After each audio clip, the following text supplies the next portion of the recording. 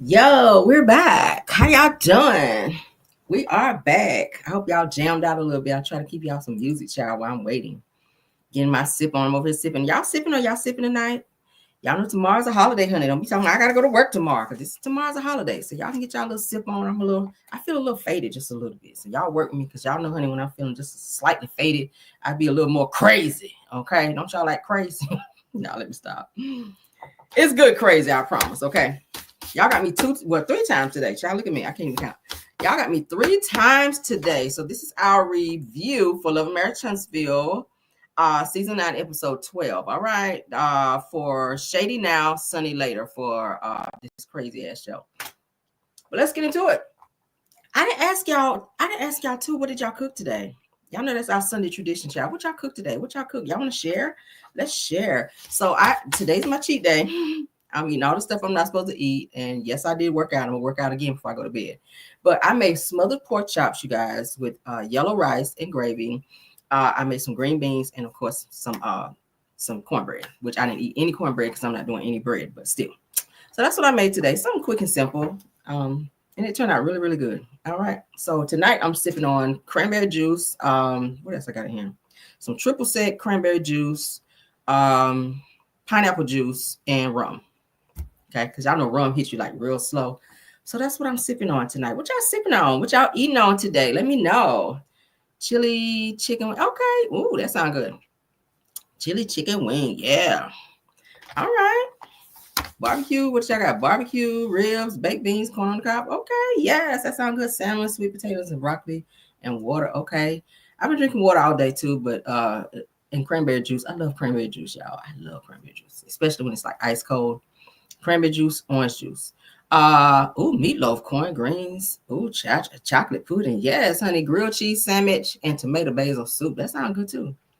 Sounded good, honey. Soup is good today. It's freezing cold. We're expecting more snow this week, like 2 days back to back. So, child, it's gonna be one of those days. So my ass will be definitely at the store tomorrow, re-upping on some stuff that I'm gonna need, just in case we're in longer than expected. Because y'all know last week, I think? Yeah, last week we had snow, so we're gonna get it again. A double whammy. They're saying this time, 2 days in a row, like back to. I think it's coming in starting Tuesday. So Tuesday and Wednesday, they're saying we're supposed to be snowed in, girl. So we're gonna see what it's given. We will see. Somebody else says soup. So I had to take the hubby to the airport, Argentina, to my son eating Applebee's, and I had rally wings. Come on, rally wings. Yes. Okay, fish tacos. I love fish tacos. That sounds good, Lamar McDaniel. Yes, honey. Y'all eating good in the neighborhood. But let's get into our show though, okay? Y'all can continue putting in there. I'll read it as we go along. All right. Let's get into it, honey. Let me get my banner up with my drunk ass. Let me get my banner up, child. There we go. It said it's snowing here all day. Oof. Yeah, child. It's snowing, it's freezing. That wind is whipping out there too. All right, so let's get into it. The episode begins. Everything said in the video is alleged, in my opinion, and is used for fair use and entertainment. Okay, make sure you say that because we're gonna be talking crazy tonight, probably. But scene one, the scene begins with Nell, Chris, and the kids. They're pulling up to this place called Cedar Glen's Wedding Chapel to look at the actual venue where they're gonna have the Nell's vow renewal. Okay, Chris and Nell's vow renewal. All right, so Lance is there. Their daughter is there. Chris Sr. is there. Of course, Nell. And they're waiting for Chris Jr. to get there. He's not arrived yet because he's going to be late. So they go ahead on and they're looking around at the place. They got this other lady, this white lady, this Becky, just walking around showing them the place. And they're like, oh, this is nice. This is so nice. Oh, my goodness. So this lady name is Karen. She's supposed to be like the wedding coordinator. All right.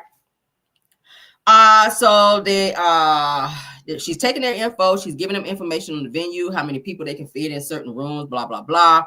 And Chris asks about, is this the dance floor? And he breaks out and starts dancing. Y'all know Chris loves to dance if y'all follow him on Instagram, child. So they actually go outside to look at the outside space, which is beautiful. They already have the wedding chairs already placed out there. Then they have like this other little like arch type building place where you stand under to say your vows. Real nice place.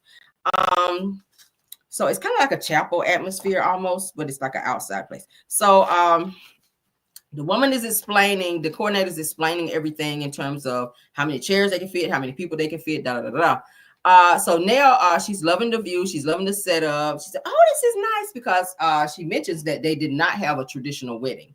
She and Chris got married at the courthouse. So it sounded like a quick thing. Maybe she was like knocked up or something. She was like, "Oh, let's go hurry up and get married real quick." Because she was stealing somebody's husband during that time. Anyway, girl, that's what the people said. But anyway, so Nell and Chris, they go up to kind of practice their little vows or whatever under this little arch situation. And Chris said, let's practice the "you may now kiss the bride" part. So he reached down like he was going to kiss Nell, which I thought was kind of cute. So Nell and Chris, they say that they, like I said, they got married at the courthouse. So she wants everything to be perfect. She wants this particular wedding / vow renewal to be something very elegant and something very nice because she's not experienced that. All right. While they're getting ready to go and sit down, their son, Chris Jr., finally arrives. He done missed every damn thing. So they're sitting down to talk. Lance, the oldest son, jumps right in.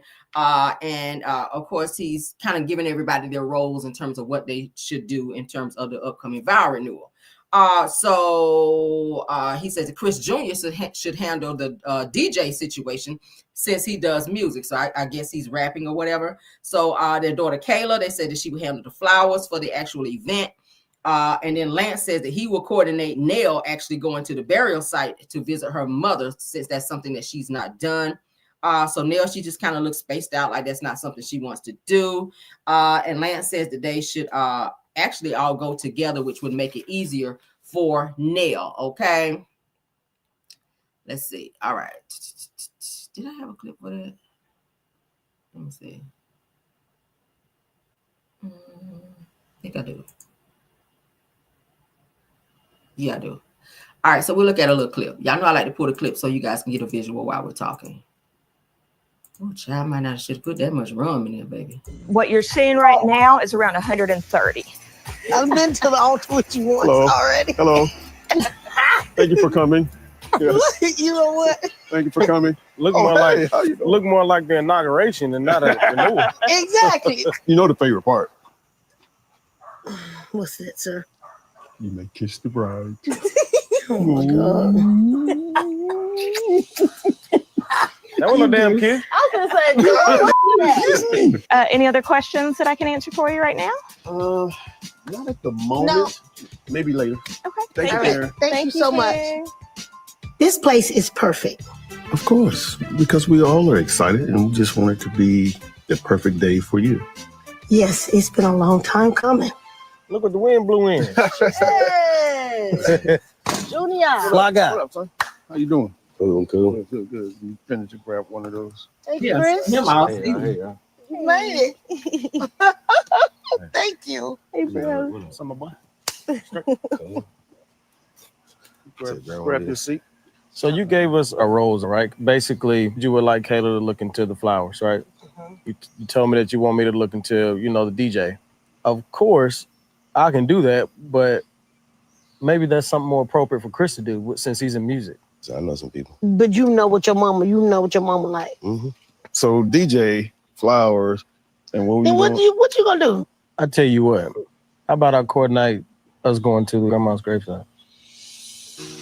It's something that we need to do as a whole. I really feel like it's gonna, of course, bring some tears, but it's gonna bring some joy. It's much needed.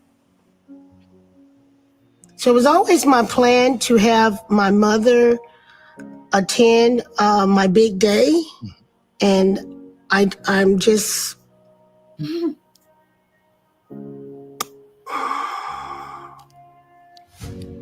It's okay, baby. Just gonna push through. remember she had never been to the beach. Right. She wanted to go to the beach. Y'all do know that was on our anniversary, right? Right. She was happy that day. I always have to remember that moment on my anniversary. The day is fast approaching. That's going to be hard for me. Real hard. I think you need it. You need that peace. I have not properly grieved with the loss of my mother. And I need to try and find some healing in that for myself.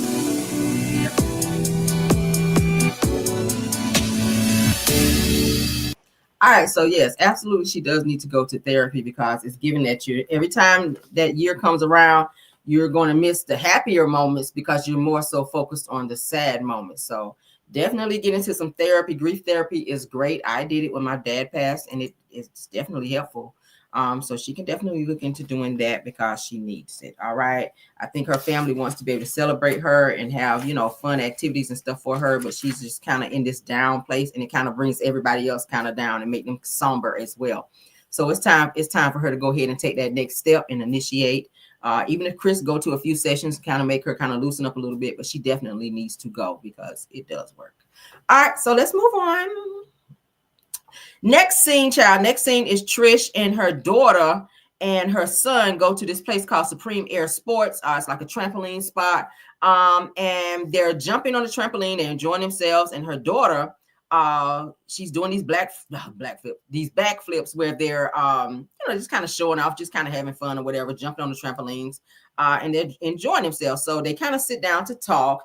Trish says to the kids that she wants to make sure that they are actually straight and that they're happy. So she's checking in with them. So they nod yes. Her son, he's kind of apprehensive a little bit. The daughter's like, yeah, I'm happy. So she went and asked both of them, are you happy with our family dynamic? And the daughter, of course, was like, yeah. But the son responds by saying he's okay, except for the little secret beef that's going on, meaning between Ken, Trish, and their dad, Marquez. He doesn't like that. So he's noticed that that's been going on, and he brings that to Trish's attention. So Trish then responds by saying that that's what I'm trying to smooth out. She said that we should be able to come together without all the drama. But you can do that if you show a little bit of respect for Marquez when he comes over and acknowledge the fact that he is their father versus allowing Ken to be disrespectful whenever he's in his presence, because Ken shouldn't even be there when you guys are trying to co-parent and do all that. He shouldn't be giving so much feedback, which then causes there to be tension and drama and everybody arguing in a weird space. So Ken might want to back up just a little bit and allow Trish and Marquez to figure out their situation, because they are still husband and wife. Regardless to if Ken lives in the house, I think Ken already feels like he's the husband, but I feel like he should step back just slightly to allow them to figure it out, because the son is starting to be affected by the drama between all three of them. All right. So the daughter tells Trish that she's got to step back sometimes and she needs to breathe. So of course now her daughter is telling her that she's noticing some tension and some things going on with Trish, to where she might want to kind of exhale a little bit and not be so uptight and snapping off on everybody. So Tristan says that, guys, I just want to let you know that I filed for divorce from your dad. Like, that's the weirdest time to tell them, and the weirdest way to tell them, because they're telling you how they're emotional still from everything that's going on, with the drama. So she then brings up that she divorces their dad, which I think you're kind of dumping on them in the wrong time. I don't think that should have been a conversation had in that moment, because they were there to have a good time. So now you brought them down from having this great time. You brought them out to have a good time, but then you bring up that you're divorcing their father, who they love. Okay, so she asked him, how do y'all feel about that? The son says that I thought y'all already did it, because they damn fight so much probably. So at this point, he says that dad had already told me already. He says, do you plan to remarry? So he wants to know, do you plan to marry Ken? And Trish is saying, not anytime soon. I was like, ooh. So the daughter says she agreed. So she's pretty much in agreement with it. It looks like they need to kind of take it slow. So then Trish said that because I have to do some self-evaluations before I actually try to get married again, she said that we have a lot of things to work out, is what she's saying, in terms of she and Ken moving forward with getting married after announcing that she and Marquez have divorced. So the son said that, have you actually thought about marriage? So Trish says, yeah, I thought about it. She says, but one of these days, just not soon. So she's not looking to get married right now, because she's just getting out of a situation. And that I can applaud her for. Don't rush into it, because Ken is trying to rush you into it. That's something he wants. So she has to get over the whole divorce situation and how that's feeling, because I feel like she does still have some feelings for Marquez. It's just, unfortunate that they cannot work things out and they have to move forward. So you don't jump out of a divorce right into a marriage. That's not healthy. Plus, she's dealing with a lot of emotional stuff still. So let's continue. Next scene is Nell She's home fixing some snacks because Trish is getting ready to arrive to come over and sit down and have a talk with her. So they're going to be eating snacks like finger foods, sushi, fruit, and all this other stuff that Nell's prepared, like a nice little mini buffet. It was cute little food. So the doorbell rings, child. Nell rushes to the door. I'm coming, beautiful.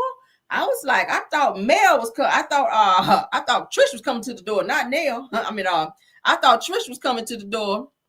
Or I thought Mel was coming to the door, not Trish, child. She talking about I'm coming beautiful. And I was like, Nell, are you blind up over there, baby? Because that was Trish at the damn door, not Mel. But anyway, so they greet. She opens the door to let Trish in. They greet, and Trish is concerned about the dog. So Trish, Nell has a dog. Big ass dog too. It looks like a pit bull. So she said, I heard Fido through the door because the dog started barking as he heard the doorbell ring. So she comes in. Nell got this dog, this big ass dog behind this little gate where he looked like if he jump up just a little bit, he gonna jump over that bitch. And I was just like, ooh, child. And he's a pit too.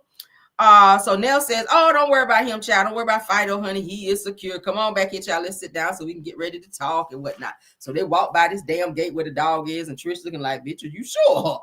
Because I'm ready to sprint out if I need to, if old boy want to, jump over this damn gate. And I was like, whoa. All right, so Nell says she's still getting to know Trish, and she wants to talk with Trish about the Martel situation, about the marriage in terms of where she is and where she and Ken are actually at in their relationship. Okay, so they sit down, they're eating, they're talking. So Nell, child, says that I invited you since you actually invited me to your house. So I'm inviting you to my house. It's a beautiful house. Nell and Chris got a beautiful home, beautiful home. So Nell she proceeds to pour some wine for the two of them to sit down and enjoy with their food. And Nell, child, she didn't waste no time. She jumps right in. She says, so, everybody says that you have something going on with Martel. I was like, damn, can she enjoy some food first? Can Nell just jump right in like, girl, let me get right into the damn drama. We ain't gonna beat around the bush at all. So Trish is looking all crazy, like, who you talking about? What, Martel? What? She's looking all crazy at Nell. So Trish said, well, yeah, actually, I've been kind of waiting to talk to you about that. Okay. I was like, so I got the clip. So we're gonna look at it. Okay. Let's look at the clip. And then I'm gonna get my commentary on it. Okay. All right. Ooh, let me back it up. Let's back it up. All right, well.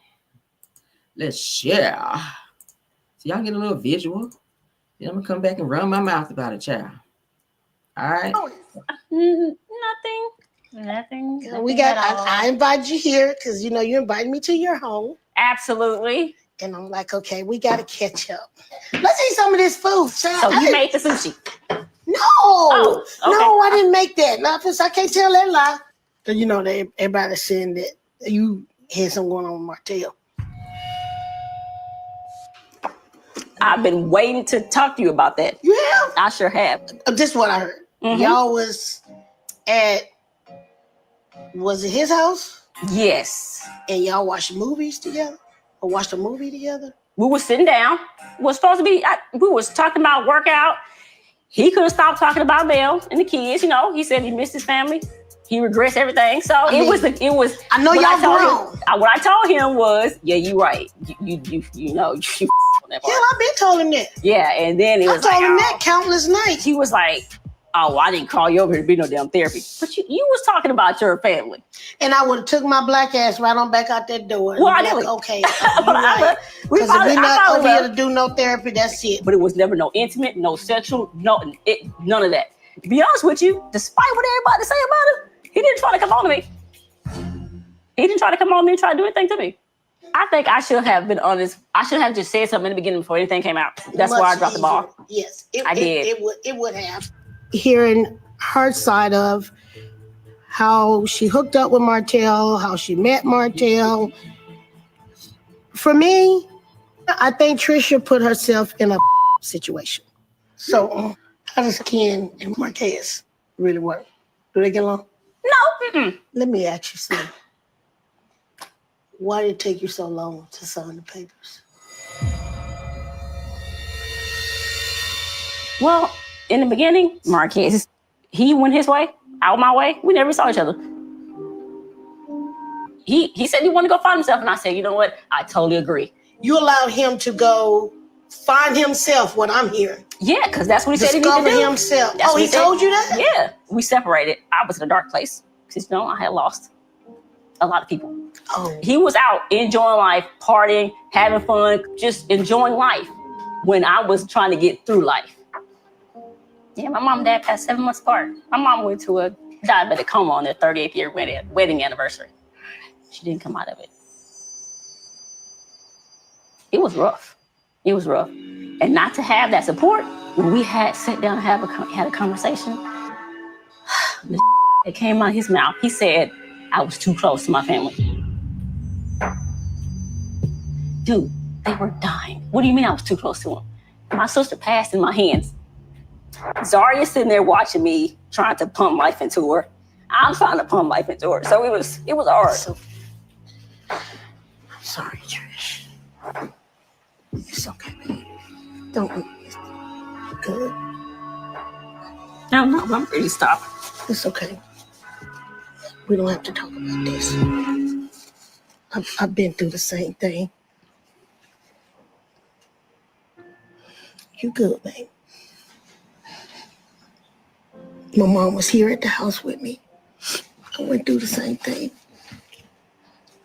To lose your mother and your father and a sibling, all the pain that Trish has dealt with and still dealing with and suppressing, I think she has handled herself very well. I think she's a trooper. I can't imagine all that you've been through. Girl, what you wiping? Ain't shit up there. Ain't no tears up there. I'm sorry, y'all.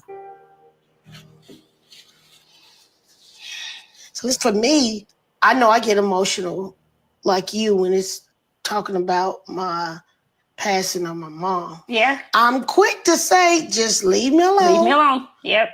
I'm over here minding my own business. I'm fine. Yes, that's me. I tell you, I'm fine. I'm fine. But if you keep asking me if something wrong, then I'm gonna get mad. The slightest little thing triggers me. I'm just so used to my mom being here that I can go to and tell me how to handle things, because I don't pretty much listen to nobody else. Yeah, me neither. She was that person of reason and would tell me, oh, well, Linnell, this is what you need to do. And I don't have her no more to say those things. So I catch myself getting angry. I can go from 0 to 100. And it's like, leave me alone. Yep, that's me. I never cried about anything. Me neither. But when I get mad, I'm never the one to cry about anything. That's Most me. people think I'm hard to get along with, or she's mean. Mm-hmm. That's me. I'm just very strong-headed. And you bottle it in like me. If I don't have anybody around me to set me off and I'm just to myself, it helps. So that's why I'm such a private person. If I'm to myself, I don't have to deal with nobody else's emotions. Listening to you say that kind of gives me a perception of myself. Ever since. So bottom line, both y'all asses is crazy, okay? We're going to go ahead and cut it there because they just jibber-jabbering, all right? Let's move on, honey. We got to stay on that. Bottom line, both of their asses is crazy. Both of they need to be in therapy. Trish, you should have been in therapy. I feel like Trish was waiting. The reason why she did not go ahead and sign the papers with Marquez is because I think she was waiting for him to come back around. I think she really wanted her marriage to work out. I think she was giving him the space that he needed. She didn't want to push him on that, even though she knew that, you know, the longer that he stayed out there, that it's a possibility that he would find somebody else and meet somebody else. Well, she wasn't waiting on him either because she obviously was messing around with Martel and probably other people. And then she was starting to mess with Ken through the DM. She was getting lonely. So she was reaching out to whoever she could for that other type of support, for WAP support. She was looking for WAP support, and she received that from Martel, allegedly, and through Ken, because he was coming over there, as we saw then as well. So I feel like she was waiting out the time for Marquez to come around and say, you know what? I've had my time to go out there and live my life and do what I wanted to do. I miss my family. I want to come back. Upon her sitting down and listening to Martel, only talking about his family, he missed his wife, he missed Mel, he missed the kids. Maybe she was reminiscing through that and saying, hey, maybe, just maybe, Marquez are coming back around and do the same thing. But in the meantime, I'm about to get this hook and curve. That's why you went over there. And then she mentions that Martel called her, meaning that he was calling to set up a booty call. She went over there with the idea of thinking she was going to train him, which I think she already knew going over there it was a booty call. Maybe he wasn't attracted to her as she thought he was, and I think that maybe offended her. But maybe he gave her a second call, a third call, and a fourth, and they decided to do what they do because, I mean, like I said before, hell, everybody looked the same with the damn lights off. And I thought too, hypothetically, do you guys think that Ariane could have popped up over there and they could have had a three-way action? Because Ariane already says that she don't really care who Martel messes with. Most of the time she wants to be there just in the mix. So maybe, because Trish did mention that she don't really like seeing male strippers, but she loves to see women. So it's given that she like a little girl on girl action. And Ariane likes that as well. So Martel probably set that up to say, hey, Ariane probably popped out the damn closet like a werewolf and then jumped on her ass and scratched her damn wop up and then, you know, sent her ass back home. I don't know. Let me stop. But anyway, so that's how I feel, child, about that situation, child. So Martel, child, I don't know. I think she liked Martel, but I don't think he was attracted to her because she does give man face. But then again, Tisha did say he liked men. So they made the shit work out. Okay. So girl, you done went out here and then effed up your whole damn life. You was already effed up over a damn turd burglar. All right, because they said Martel like men. You like a turd burglar from time to time, okay? And Ken give turd burglar as well. But let's continue, child. All right. Yeah, Martel is a turd burglar. All right, so let's move on, child. Let's move on. But I do feel like she lied, though. I feel like she did lie about that whole situation about Martel. But next scene, child. Next scene is Kendra, a.k.a. Ken, since we just talked his ass up. And his spotty man unit pulls up to his friend's little spot over there, child, to go and vent about Trish not wanting to marry his ass. Okay, that's pretty much, yeah, turd burglar. You never heard of a turd burglar? All right. So Ken, child, he goes in and he sits down and immediately starts speaking on Marquez. This dude is so bothered and worried about Marquez. I swear to God, he go to bed probably thinking about Marquez. I think he think more about Marquez than Trish think about Marquez, and that's so damn weird. But he immediately sits down with his friend and he says that Marquez, he brings up the Marquez and Trish situation. Of course, he doesn't respect that Trish is not ready to move forward when he jumped into a situation that was not done yet. And you have to be very careful when you do that. When you meet someone and they're in limbo in terms of separation, it could go either way. And I think Ken did not weigh his options with that. I feel like he thought, or maybe Trish was not being 100% transparent with him when she met him, in terms of saying, hey, you know, I am separated, but, you know, I still kind of have feelings for my ex-husband and maybe things could work out between the two of us. Ken jumped in ready to just move into the next level, and she wasn't ready for that. So you got to be careful when you meet someone and they're not ready for something and you are. Eventually, you're going to get tired. I think Ken is tired of waiting for Trish to make up her mind. I think he's tired for her to finally choose him 100% because basically you got Trish, I'm gonna say about 60%. You don't have her the complete 100%. So the 40%, she's still linger and teeter-tottering with Marquez. He's still in her mind, he's still in her heart. And I think that bothers Ken. So he pulls up to his friend's little shop up over there to sit and talk to them. Ken also admits that Trish that she be turning up on him, be snapping off on him when he tries to talk to her about certain things. But he says that they're having some trust issues as well. He goes on to say that Marquez, in terms of Marquez, he says that, but her issue is that you came in. Oh, hold on, I'm saying that. His issue is with Marquez and the fact that Marquez won't get the fuck out of the way so he can have Trish to himself. That's what it is. And he's frustrated with Trish because he doesn't completely trust her. That's another thing. I think that Trish be lying and I think he be catching it. He's also embarrassed about the situation with Martel. So he and his friend are having a conversation. And I also have that clip as well. So let's get into it. Ken is just, child, they get on my damn nerves. They really could have left this scene out, to be honest with you. But, oh, let me stop sharing. Let's stop sharing. All right, boom, boom. Yeah, they really could have left this scene out, but you could tell the frustration in Ken's voice that Marquez will not go ahead and get out of his way so that he can have Trish completely. He loves Trish, but he's just like, he keeps saying, oh, you know, I really could go ahead and leave the situation if I want to. That's not what he wants to do. I think he's choosing to say that to kind of make Trish feel like she has to go ahead and make this decision or he'll leave. I feel like that's his last and final little game. He likes to play mind games, it sounds like, with Trish, like he tried before. I'm not going to propose to you until you do this divorce thing. So she's waiting it out, and he's getting, frustrated, like, okay, I tried that. She's still not divorced yet. She's still, in limbo with this dude. So now I'm going to say, if she don't go ahead and figure it out, then I'm leaving. He said that before in the last episode, and he continues to say that. So let's get into it, child. Be some tea. Man, listen, bro. It ain't got no easier. I'll tell you that much. Stuff is gonna get resolved. You mean like as far as the kid situation, or? I think I'm starting to get to the point now where it's starting to cause a little frustration. Like easy going and real. I'm able to deal with a lot. Okay. For the most part. Yeah. But I think like that situation, the whole Martel situation, like trying to communicate with Trisha, she gets so defensive about everything. It's like I asked her a question, it's an automatic accusation.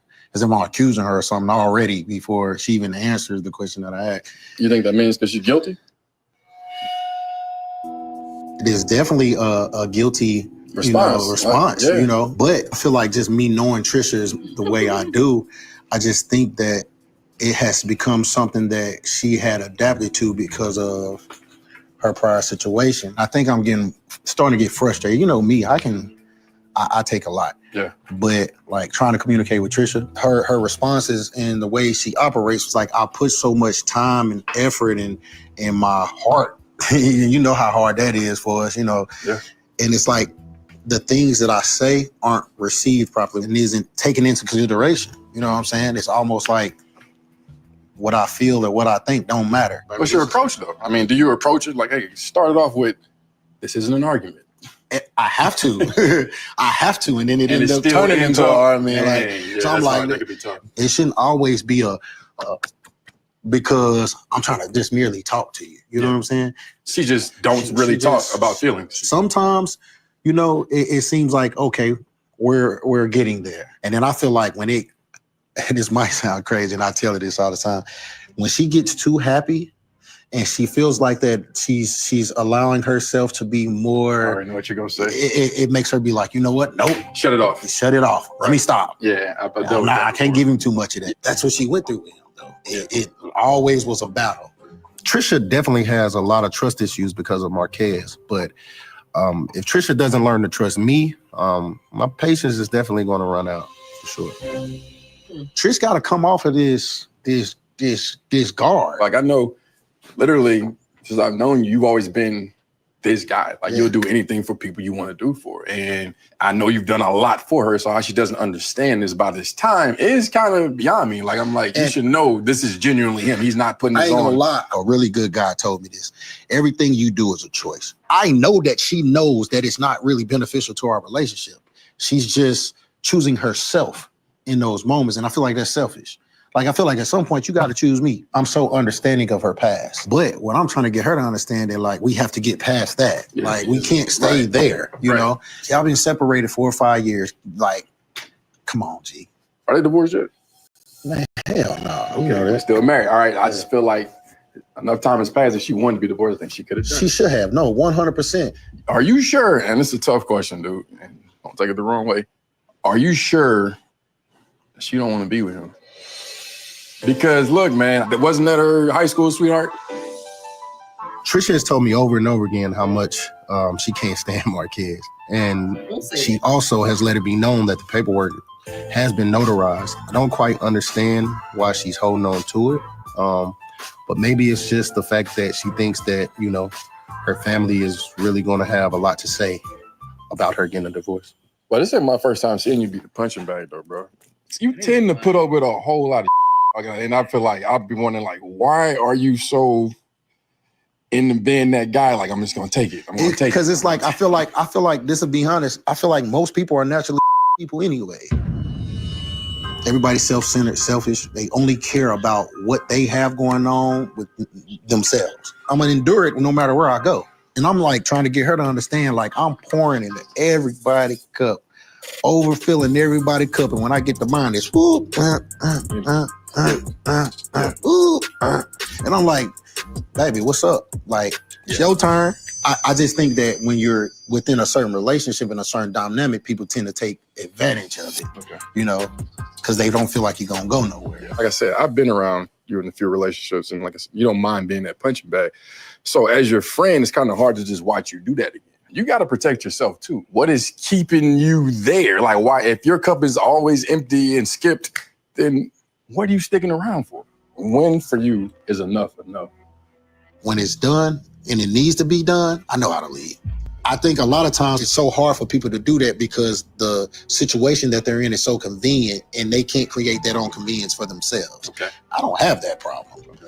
It's not like I'm staying because it's a situation that I have to be in because I can't go nowhere else. It's getting to the point that sometimes I'll be like, man, I gotta go. I gotta run. You know what I'm saying? Yeah. At some point, it's gonna be, hey, 1, 2, 3, right. Or get as far away from I can and just breathe. You know what I'm saying?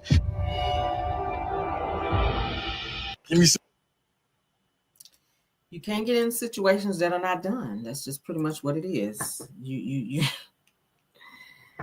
got yourself in a pickle there, buddy, as the white people say.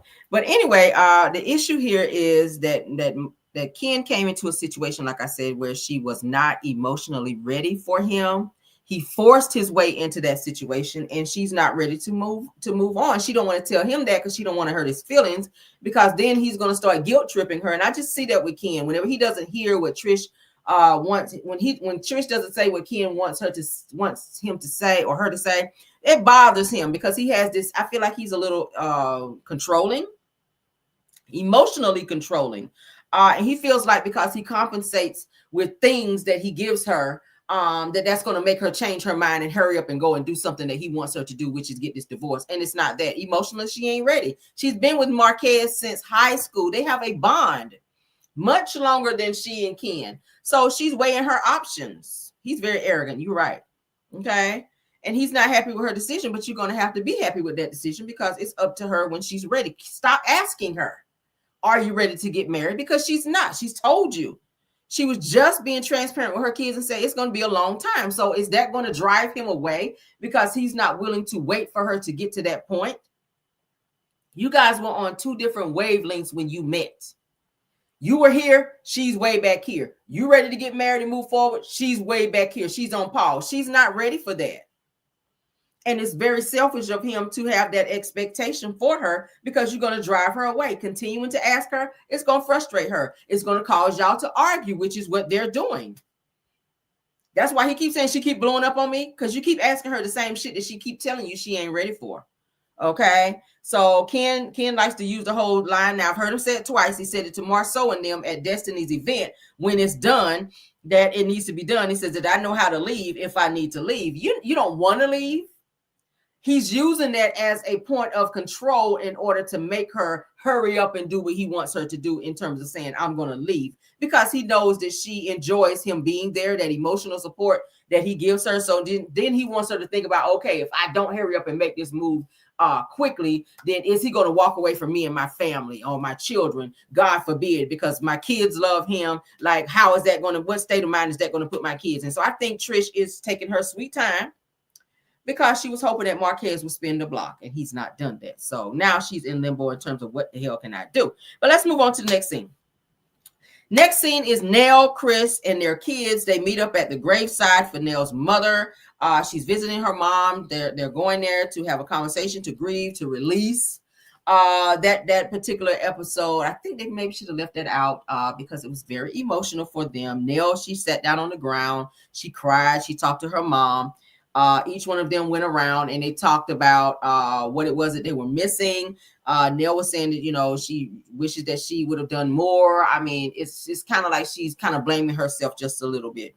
But Nell, she really breaks down. Like I said, she starts crying. She's sitting down. She's rubbing on her mother's headstone. And it's very emotional. Like I said, she does need some grief therapy. Her children, they were just like, okay, Mom, we got to get past this. Like, I think they want her to just kind of, Mom, we got to move past this because it's been a little while now. She's kind of stuck, and her kids are seeing that, and they want to be there for her, but it's like, it's starting to be a Debbie Downer at this point, and she's just like holding on to this moment. I get it, that's her mother.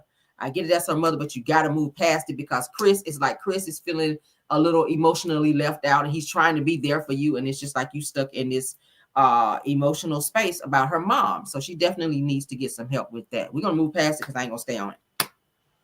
Next scene is Destiny, Mel, Trish, and Kimmy, as well as Tisha. They all meet up at this place called Bella Mommy for Nell's Bachelorette event. Nell has not gotten there yet, so they're all, well, they start to come in spurts. All right, so they're supposed to be having some type of body painting set up where the body painter models, they're sitting and they're waiting.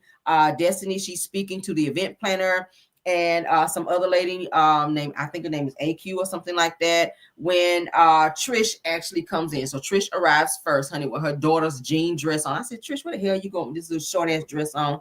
She was a little underdressed because everybody else that came in, they were a little more dressed. She looked like she was just going to the store or something like that. I don't know. But anyway, so she switches up in there with her little jean dress on. And then upon Trish entering, Destiny says that they will actually be doing some painting. They're going to be painting the models, like body painting.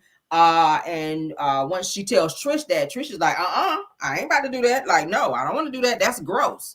So I was like, girl, why is everything so gross when it comes to like touchy-feely? Like, we know you like to be touchy-feely, but she always tries to act like stuff is gross. She did the same thing at the most recent Madonna event, when they were telling her it was going to be male strippers there. She was like, I don't want no male strippers there. I prefer female strippers. I was like, girl, okay. So, but anyway, so Destiny is explaining to her what's going to be going on. So the two of them, they begin to talk. Destiny introduces Trish to the lady named AQ, as well as her mother name which is Angie, who is also an event planner. Destiny and Trish, they're talking about her Madonna event and the conversation about Nell and how that kind of turned left at Destiny's event. She said that there are expectations of how people act, and she says that then you have to kind of adjust to that. So they're just having a conversation.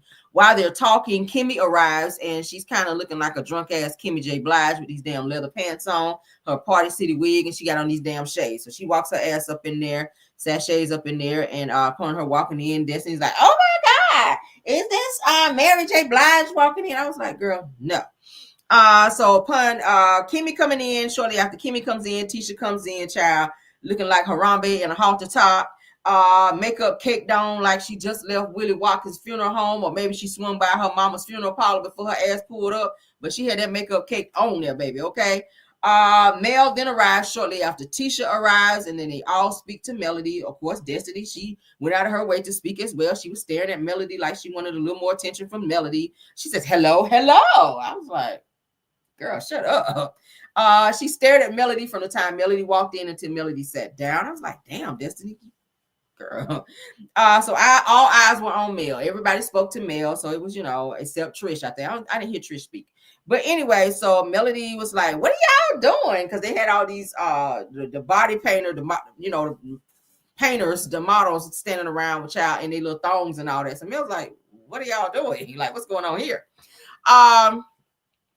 So Destiny explains that they have the models, and she says she asked Melody if she wanted to get anything to drink. So Melody's like, nah, I'm good. I don't want anything to drink. So Kimmy sitting there staring at Melody all awkward, like, what's going on with you? So then Tisha says to Melody, you sure you don't want nothing to drink? Tisha drunk ass went over there and got her a drink. Because any event, child, when they got some alcohol, Tisha gonna have her drunk ass over there, and she's sitting there holding her drink. So she's asking Mel, are you sure you don't want nothing to drink? Mel's like, no, I want nothing to drink, okay? I want nothing to drink. So Melody says, nah, I just ate, and I'm not gonna be staying too long because I'm gonna be doing something with the kids later, tonight. So Destiny kind of looks crazy, like, what? Like, you just got here and you ain't trying to be painting and, and kind of hanging out with us like that. So you talking about your ass got to be leaving. Oh, she doing like this with her hair. Like you got to be leaving all early. So she's playing with that 2-day-old ponytail. Because y'all know that's the same nappy ass I Dream of Jeannie ponytail she had for that 197 Madonna event that her ass had. So while they're sitting there, child, while she's playing with her old ass ponytail from that 197 relaunch, Kimmy says to Melody, says that, so you said you can't stay, Mel? Says that, we're going to be painting and all that. What do you mean you can't stay? Mel said, I got to go, honey. I got to go. She's like, look, I got shit to do. So Tisha said, yeah, and plus she got all white, and she ain't going to be able to paint. But I was like, is your ass drunk? because Tisha, you got on all white, and so does Destiny. So shut up, Tisha. Shut your drunk ass up. Mel got on all white, but so do you, Tisha. Look down. Your top is white, your bottom is white. So is Destiny, child. Sitting over there dressed like a old ass damn box shaped Mexican. Destiny is shaped like a Mexican. I don't know who keeps telling Destiny that she can be wearing all these tight ass, short ass dresses. But baby, you don't have the body for it, Destiny. I don't know who told you that. I mean, I know you did a few crunches over there working out with Trish, and maybe Trish told you your body was all right.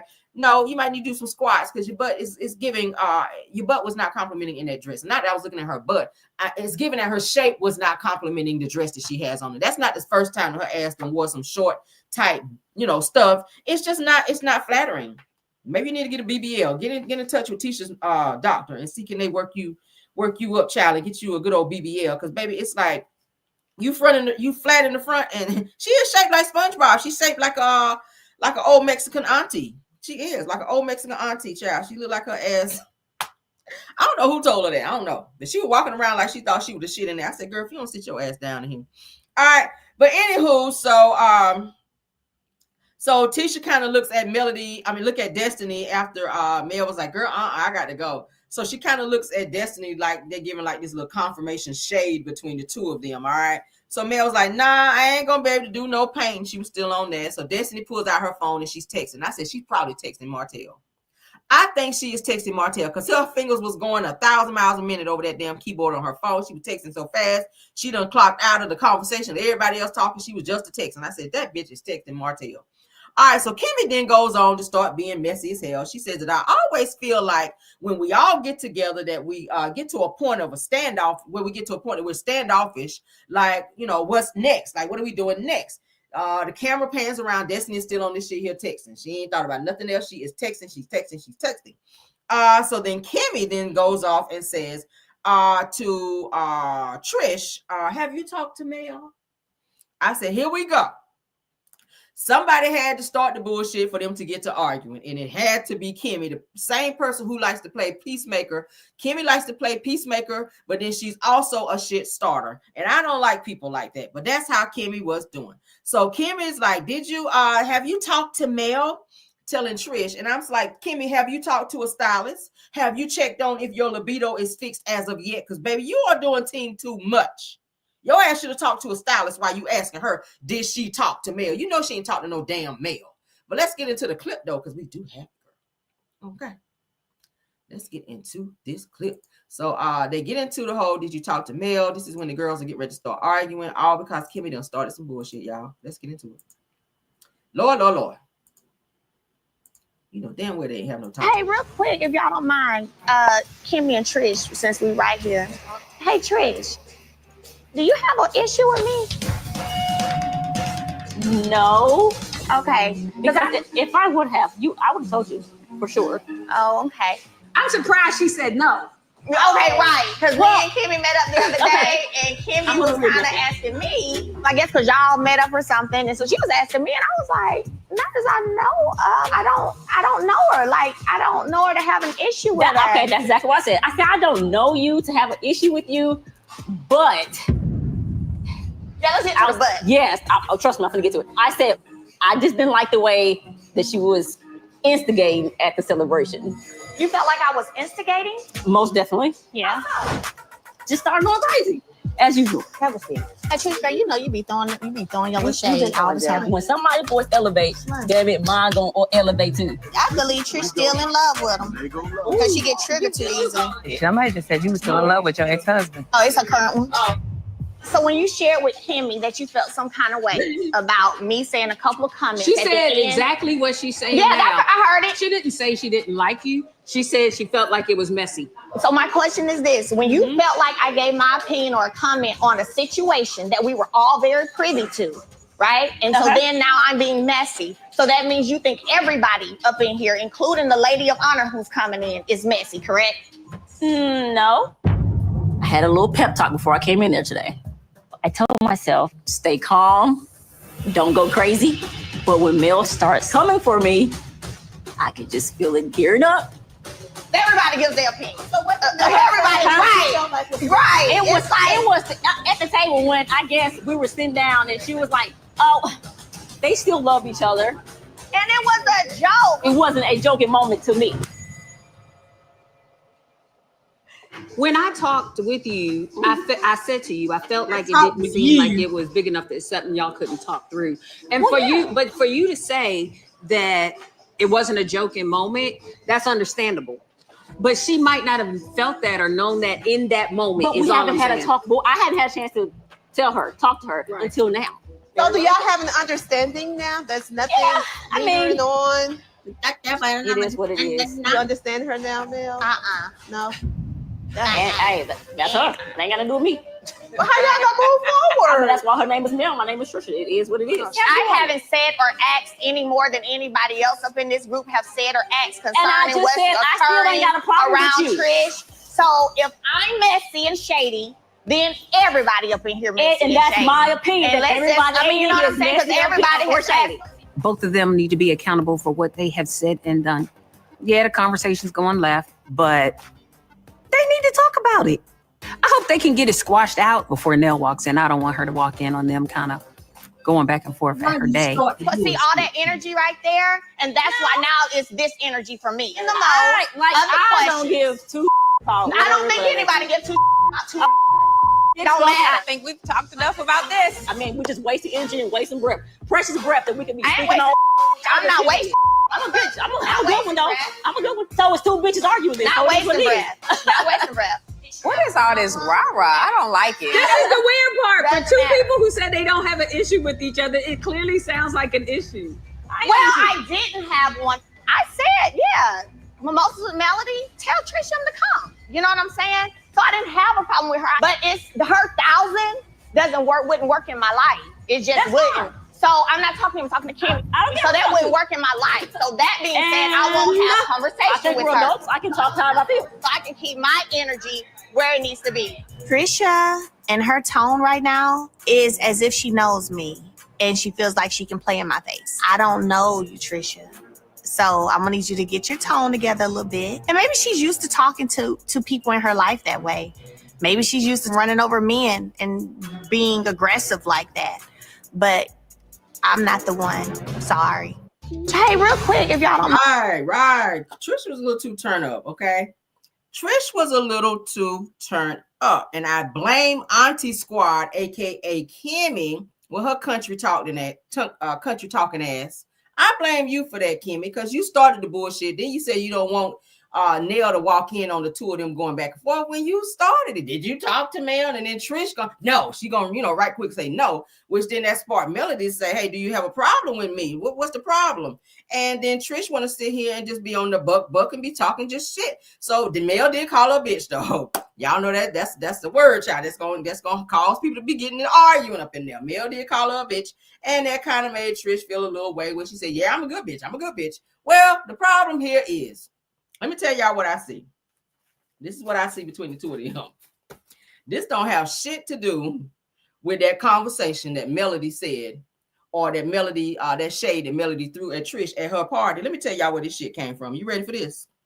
The problem with that is Trish's problem with Melody is that she saw Marquez bring them damn flowers to Melody and showing Melody some attention, and she done heard that Marquez is trying to holler at Mel. Y'all follow me on this shit. Now, even though she's telling Ken that she don't like Marquez and Marquez get on her damn nerves, that ain't how she feels. Everybody know. Think about like little kids when a boy liked you, what's the first thing he did? Hit you. What is the first thing he do? He always hit you to show you that he love you. Marquez and Trish still have a love for one another because she acts totally different around Marquez when Ken is not around.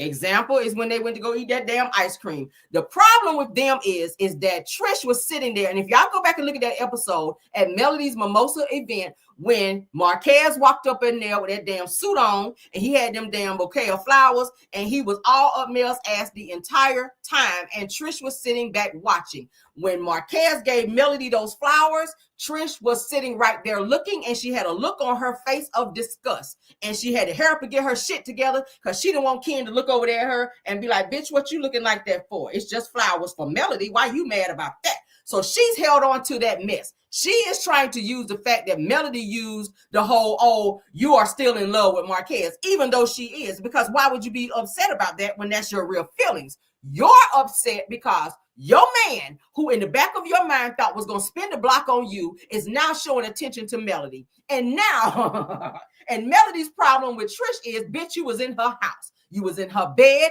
and you was sleeping with her ex-husband when the two of them were separated, and you lied in her face and you came around being mad fake. So she's made up her mind that she don't want to fuck with you no more. She don't want you in her space no more. She don't want you coming to none of her fucking events no more. And I felt like if you felt that way about her, about the comment that she made when you invited her to your event, when you came to the Mimosas event, you could have pulled her aside and say, look, I kind of felt a way about what you said about me and Marquez still being in love. I ain't really tripping off of it like that. But can you please kind of not mention that anymore? Because I don't really feel that way, or maybe that maybe have bothered me.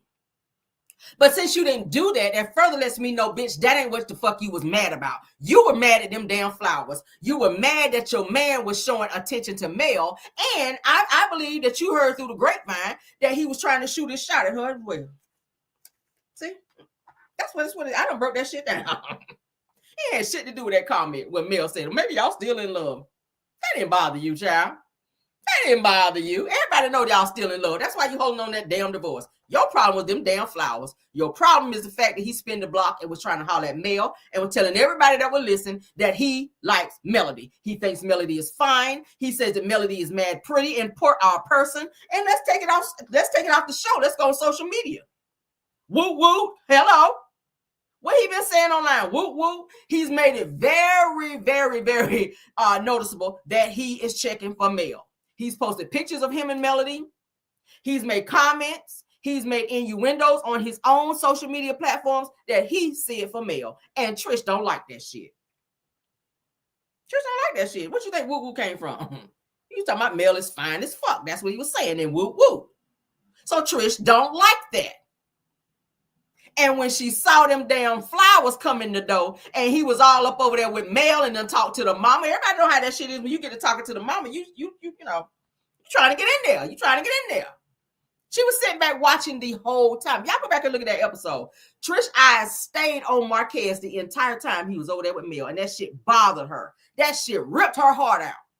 Because she thought she could juggle two men. She's with Ken, but her heart is still over there with Marquez. But that shit stung the fuck out of her when she saw him giving them flowers. That's why she don't like Mel. Mel didn't have shit to do with that. She just came in the door and was fine. See, you thought you was the finest bitch in the room because you were lifting all them weights and you got body. Your man was checking for Mel, though. And that's why you mad. They had shit to do with no comment. Stop that bullshit. And I saw right through it when I saw it. I said, girl, stop these damn lies. Here you go lying again. Here you go lying a damn again, Trish. Anybody else catch that besides me? Every time she damn lie, yeah, her chin do get longer. Every time she lie. But let's move on, child. Let's move on. Auntie Squad, Kimmy, you started that bull-ish, okay? All right. But Trish was being very haughty with Melody, okay? And Melody says that everyone that said the same, pretty much said the same thing. Why you don't have that energy towards them? Exactly. Because everybody was agreeing whenever Melody made a comment. But you didn't have that energy for anybody else sitting at the table. You directed it towards her. Ciao, bye. You ain't over Marquez. And you mad because that nigga is checking for Mel. Let's move on. Let's move on. Let's move on. So we're getting down to the nitty gritty.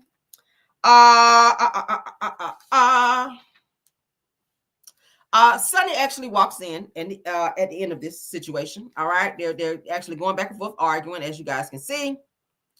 And Sunni actually comes in on this situation. Let's go ahead and pull the next clip. All right. Well, let's get into what Destiny is trying to pipe Melody down and telling her that they need to get over this. Like, how you gonna tell somebody they need to pipe down and they need to not do all of this and be in that energy when, first of all, you gonna be in the energy when Sunni come in. Let's get into it. Let's stop sharing and reshare, honey. Cause don't be trying to pipe me down and then you ready to be on 10 too. Like, and then too, you're not friends enough with Melody. You're not that tight with Melody. You guys don't have that camaraderie to where you can be checking her and telling her how she needs to act. Cause you know Mel don't fuck with you either on no level, girl. So for you to be telling Melody what she needs to do, no, bitch, what you need to do is shut the fuck up. Nails night. It ain't about now one of y'all. Oh, now I ain't even here yet. It don't matter. All that. The energy don't need to be permeating before she gets here. Oh, the energy's gonna be good when she gets here. Bring it on. Yeah. right, so here we go. The energy got to change. Hi, ladies. I just told Mel and Trish that they need to simmer down because this is a party for Nell. And then in walks Sunni. I hope I can take my own advice.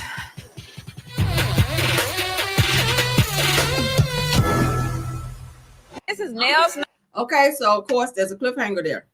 That's where the episode is going to begin. When it comes back on, as you guys can see, it said to be continued. Let me tell y'all the problem with Destiny and this whole Sunni situation.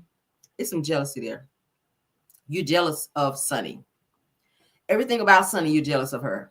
Okay, she's naturally beautiful. You need some enhancement, Destiny. You ain't got no money. Sunni does. All right. She already had money prior to even getting with Moses. She had her own shit. She was self-made. You've been trying to make it for how many years? You're still in the same place you were, and everything that you try to do, that shit failed, just like Martel. But you look at Sunni, she's a businesswoman. Her shit is popping over there. Plus, she's married now. She's getting ready to have a baby by the same person you want to have a baby from. So everything that Sunni has going on, you're jealous of, Destiny. And it's caused you to become a mean girl. Okay, so, and you're very volatile as well. And the person sitting beside you has the same energy and the same spirit as you. Both of you guys are jealous, mean girls. I looked at the way Tisha looked at Sunni, gave her a whole once over when she came in, looking at her up and down, just like you did, Destiny, while you telling people to pipe down. You two jealous bitches sitting on that couch right there, y'all asses need to pipe down. Pipe down in your attitude, pipe down in being mean girls, pipe down in your jealousy. Pipe down, hoes. That's exactly what's going on here. Tisha, Sunni did nothing to you. You ain't that mad at them hoes that Marcel be running with. So I know damn well you ain't got that kind of energy towards a wife, because you said you don't like side chicks, but the bitch sitting beside you is definitely one. I'm gonna say it again. You said I don't like side chicks, but the bitch sitting beside you been one for 15, 14 years. So if you're going to have that energy towards somebody, it should be towards Destiny. Check that hoe beside you first before you look at a wife in that same way.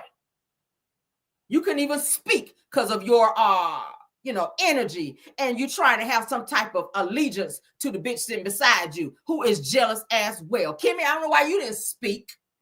She ain't sleep with your man, and she ain't want to sleep with his bald-headed ass. His bald-headed drunk ass.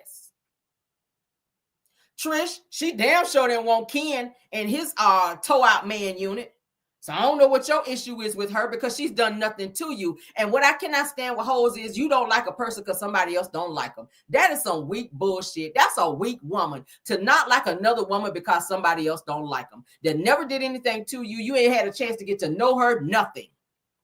You can learn a lot from Sunni, Destiny. You liked her when your ass was calling her and asking her for money because your bills were behind. So now that she done moved on with her life, it's all of a sudden I ain't friends with her no more. Destiny always like to try to destroy people that don't want to fuck with her no more. You did the same shit to Melody, and you try to do the same shit to Sunni. But the problem with Sunni is Sunni don't be checking for your ass like that, and neither does Mel. The problem with you, Destiny, is that you thought that you were going to be able to hold on to something and keep teeter-tottering your ass back and forth to a man who did not want you, did not love you, won't trying to have you, and the only thing he wanted from you was that funky ass box-shaped walk that your ass be walking around here in, thinking you the shit like that. Bitch, focus on your businesses.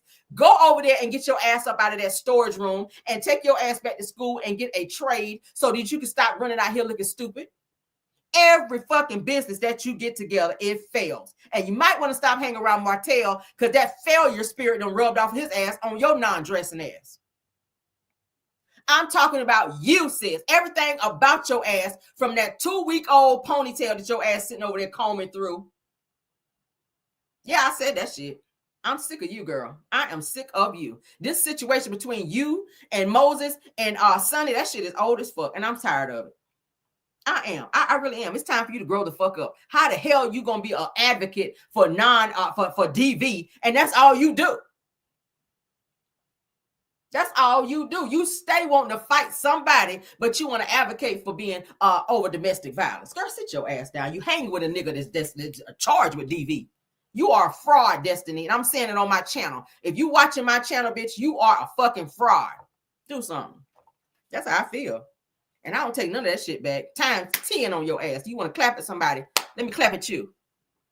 Get some balls about you, since you on this big D energy bullshit. Grow some balls. That's what you need to do. Grow some balls and grow your ass up while you're growing. All right, but let's get on. Let's get on with this bullshit, child. Let's get on with this bullshit. Like I said, I don't know what the issue is with Trish, aka Shamar, with that damn 3T jean dress her ass pranced up in there in with them damn ashy ankles and them burnt booty cheeks. I don't know why you had your leg crossed up there like that with your booty cheeks hanging out on the side, and they look burnt. Yeah, they did. The camera crew caught that, and I caught it because you know I don't miss shit. You could have uncrossed your legs, honey, sitting there showing them burnt booty cheeks up there on the screen. But anywho, let's move on to this next episode of what's gonna happen. Yeah, she thinks she the shit too. I'm following all y'all hoes out today. You are not. Tisha, you're not the shit either. Okay. You don't know how to dress. You wear too much makeup. Without the makeup, girl, you're not a look. Okay. You're not a look. Destiny, you fucked up as well. Trish, you been fucked up. Why you came on the show, I don't know. You don't have a life. You don't have a storyline, and your ass is batshit crazy. You need to be on some fucking Paxo somewhere.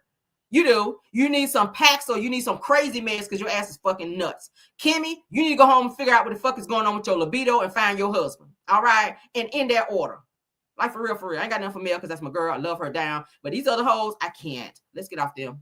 Oh, child. Let's get on to this next episode. All right. In terms of what's going to be going on with that. That's all I got to say about them.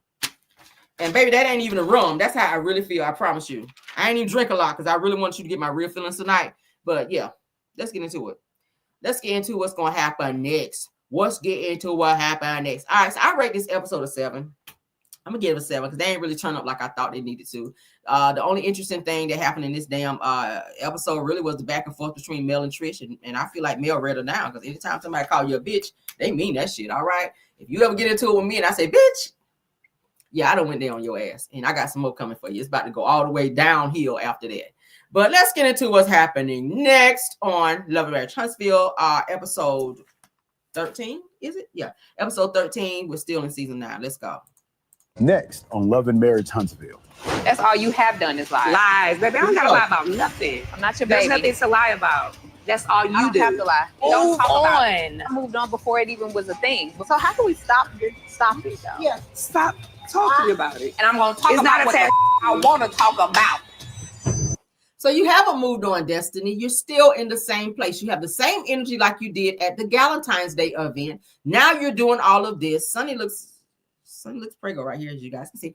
But beautiful as always. But bottom line is this is old, where Destiny is still doing all this right here over Moses. This child is fully married, and it was not over before all of that, or else you wouldn't be still mad like the shit just happened yesterday. Grow up, Destiny. Grow up, Destiny. Moses already said he didn't want you, girl. So what you mad at her for? She don't control this man.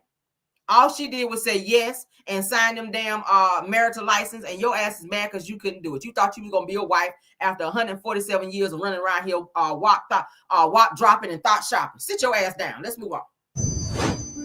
Would everyone please rise?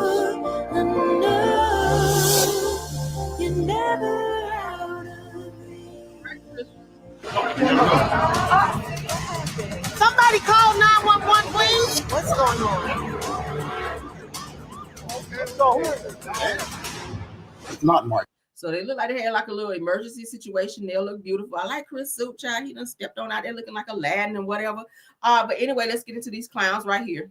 Tell that I have an issue with. I have the issue with you. We go through this conversation after conversation. When I we leave don't. them, yes, we do. It's your deception. No, that it's makes you. me ask you these questions. No, even after we are where we are now, he still lives. It's not him, it's you. I don't think about that man. I'm thinking it's you. I don't think about it. It's you. Obviously you do. I mean, no, I don't. This is why we can't have this conversation. I'm literally telling you that it's not him. I'm telling you it's you. No, it's you. Actually.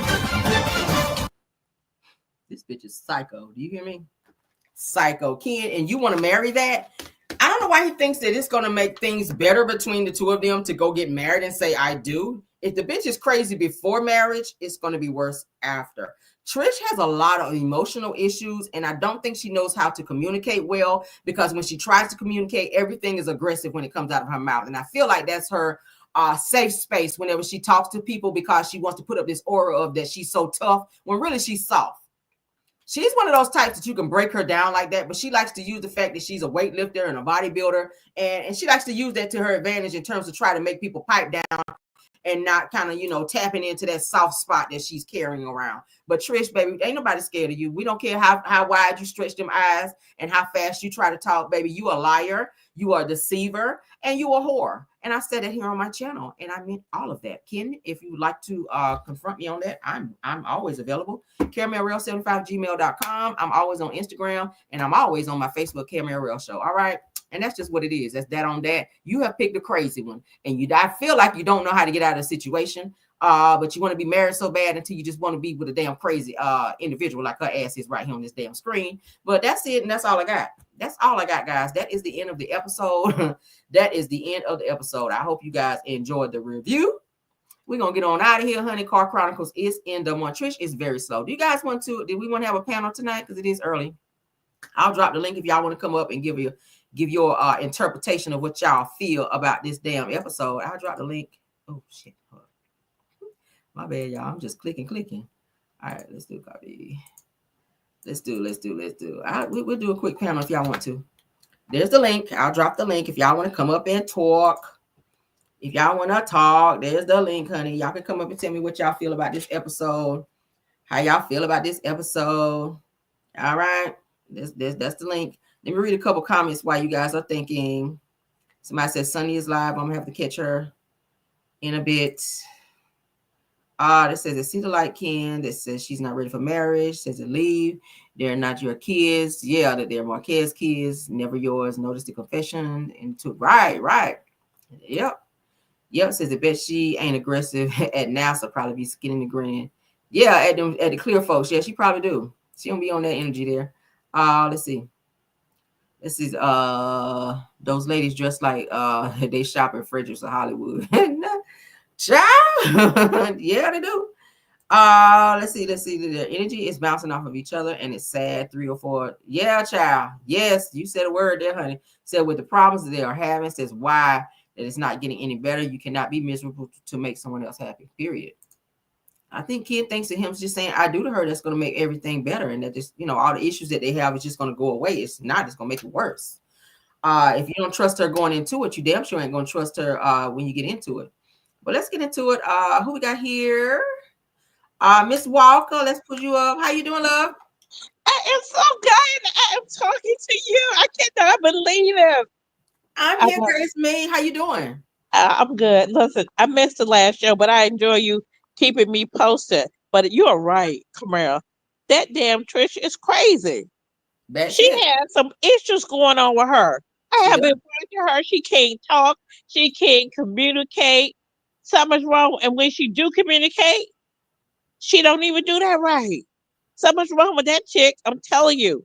Mm-hmm. And that guy that want to marry her, something's wrong with him. He want to be married bad because I would leave her crazy behind alone. And she is still to Bill because she can have that little bit of body, wear a little bit of clothes, and work out her hair and muscles. But I like you. She's too aggressive when she do talk. Mm-hmm. She really is. Something is wrong with that chick, and she's still in love with her husband. Because let me tell you something. If you don't want a man, you get rid of him. If you want to be free, you get rid of him. You don't wait no 5 years to get rid of him and sign some papers and hold on to him. When he done gave the papers, you sign them immediately. And you go down to the court immediately and get the papers. I wouldn't wait 5 years. She thought he was going to come back, and you're right about it. Everything you have said is right on the money. And I'm not telling you that because it's your career. I'm telling you that because I believe just like you do. I appreciate it. I'm glad we're here, honey. We're here all day, every day. We are here. When you come up on my phone, I don't pay for nobody but you. As I said, she gonna get it right. And every time you hit it right, I only have to say something. Sometimes I do respond in the messages, and I get a comment here and there. But you're right about her. And that Kimmy need to go home and figure out what that drunk ass husband of hers is doing. Okay. Right. All she do is start stuff. She throw the rock and hide a hand. Mm-hmm. She does. That's exactly what she do. Throw a rock at him. How about that? You need to throw a rock and hit Maurice in the back of the head so he can get some damn sense. Exactly. Maurice is ridiculous, but you know what? He got the right one. They all got the right one. Mm-hmm. Every single one of them got the right one. Leave Mel alone. She got rid of the right one. Okay. After having all the babies, and still got rid of him. Hello? Mm-hmm. That's it. I'm sorry. I know I'm talking too long, but I had to let that go. I appreciate it. Thank you for letting it go. I appreciate it. I feel so much better. Well, thank you for coming over and venting with us. We love that. Okay. You're welcome. You're welcome. All right. Have a good night. All right. Bye bye. Bye bye. All right. Bye bye. Anybody else want to come up? Oh, not bad, honey. Okay, I'm gonna let her drop it down. Let's see. Keep from the studio. Oh no, I don't want to do that. I feel like I'm about to do something wrong. Anywho, anybody else? I can drop the link one more time. Y'all don't be shy. Why y'all be acting so shy? It's not that serious. Just come up and talk. Like, dang, give your take on what y'all think about the episode. I don't know why y'all be acting so damn shy. There's the link. Okay. Nobody. If nobody want to talk, we can go, child. Because I can go. I finish sipping on my little drink and go watch me a little TV or whatever. Okay. Well, thank you, Miss Walker, for coming up then, okay? Let me go ahead and thank my mods, honey. Thank you, Mars, Belle Wilson, KBR, Tyra, and Scorpion Miss. Thank y'all for doing an awesome job, honey, of modding. And thank you for all the content creators that stopped by and supported the channel as well. True to Be Podcast, Purple Unicorn, Aries Girl Podcast, Dear We Talk Show, Messios ATL, Boss Lady Brain Girlfriend Chronicles of Kim K, and Love Seen Heard. Those are my usuals. Did I have anybody else to pop in? Mars, can y'all let me know? I don't want to miss anybody because sometimes I get to miss it when I get to talking, child. Y'all let me know. Mars, did I have any more content creators or anybody stop by tonight before I go? Somebody said, woo woo. I know that's right.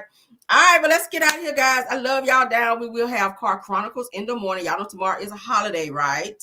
Y'all know tomorrow is a holiday. So I don't know. I might sleep in. I don't even know. I might sleep in like slightly, and then I'll be up, child. Probably, I don't know. What time we usually come on? About 7:30, 8 o'clock. We might do Car Chronicles no later than 9. I might sleep in slightly, okay? So I'm gonna stay up and watch some damn TV tonight. But love you guys down. Y'all have a good night. Let's get out of here. Bye. Oh, don't forget to like the video, share the video, and subscribe to the channel, okay? Please don't forget to do that. And also, guys, if you want to support our petition that we have to cut down on the bullying on YouTube, I'll drop the link for that as well, okay? Love y'all down. Y'all enjoy y'all day. Tomorrow is Martin Luther King holiday, so y'all definitely do something in remembrance of that. And have a great night, okay? Have a great night. And y'all don't eat too much of that good old food y'all been cooking today, too. All right. Love y'all. Bye.